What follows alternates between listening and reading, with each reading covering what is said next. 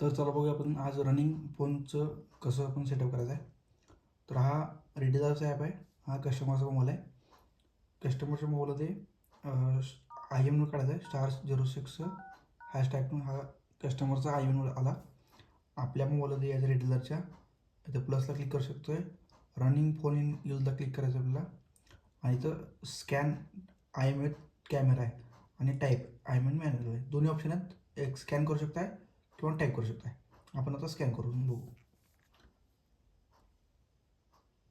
हा इथं स्कॅन झाला आहे. स्कॅन झाल्यानंतर हा क्यू आर बदलतो. हा क्यू आर आता स्कॅन झाल्यानंतर आपल्याला डाउनलोड करायचा आहे. क्यू आरवरून कस्टमरच्या मोबाईलमध्ये ॲप्लिकेशन आपण डाउनलोड करणार होता.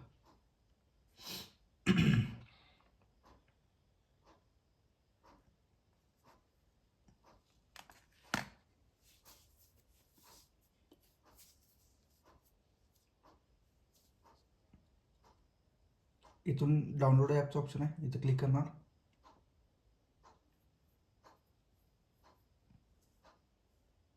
डाउनलोड एनिवी करणार.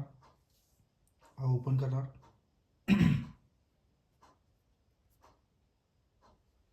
हा इथे इन्स्टॉल करून घेणार आपण. इन्स्टॉल केल्यानंतर डन म्हणून देणार. ओपन नाही करायचा. परत इथं आपल्याला बॅकला यायचं आहे. जिथे आपण डाउनलोड केलं तर त्याखाली ऑप्शन आहे स्टार्ट सेटअपचा. इथं क्लिक करायचं आहे.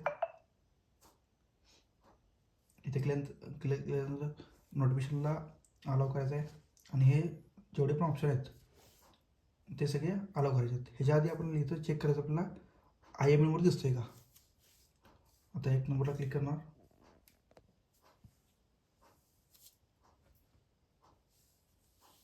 इथे ॲक्टिव्हिटी करणार. आता असं जर एरर आला तर ॲपमध्ये जायचं. आपल्याला ॲपला दाबून करायचं आहे आणि आयला क्लिक करायचं आहे. ह्यामध्ये रिस्ट्रिक्टिव्ह सेटिंग असतात त्या रिमूव्ह करून घ्यायच्यात आपल्याला.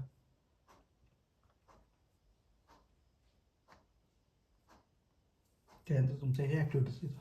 हा 1 नंबर झालेला आहे.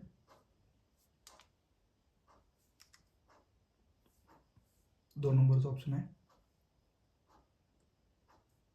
ऑन करून घ्यायचं आहे. 3 नंबरला बॅटरी सेट नाव करायचं आहे. सेट झालेलं ऑलरेडी. कधीही पेंडिंग राहतं, काय अडचण नाही. डिस्प्ले ॲपला जायचं आहे. इथं फोन लॉकला अलाव करायचं आपल्याला. हा झाला. इथं युसेज ॲक्सेसला क्लिक करायचं आहे आणि अलाव करायचं आहे. हे सगळे अलाव झालेत. हे सगळे अलाव नंतर हा ॲटो बघायचं, चेक करायचं आहे. त्यानंतर हे सगळं क्लोज करून टाकायचं आहे. परत आपल्याला फोन लॉकिंगमध्ये आत जायचं आहे. ओपन केल्यानंतर आपल्याला डाटा प्रायव्हसी कन्सेंटचा येतो. आय ॲग्री करायचं आहे.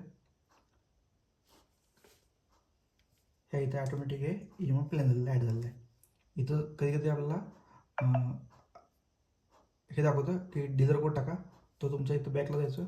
इथं शॉप आय डी असतो, तो शॉप आय डी टाकायचा आहे. ऑल इज जातात. हा दिसतो आपल्याला V2553 इथं रिटेलरच्या ॲपमध्ये. ह्यामध्ये आपल्याला डिटेल्स भरायचे आहेत. कस्टमरचं नाव, नंबर, कस्टमरचा address, product price, down payment, EMI आणि किती मंथसाठी घेतलं आणि सेव्ह करायचं आहे. ह्यानंतर आपण सेव्ह केल्यानंतर लॉक अनलॉक चेक करू शकतो आहे.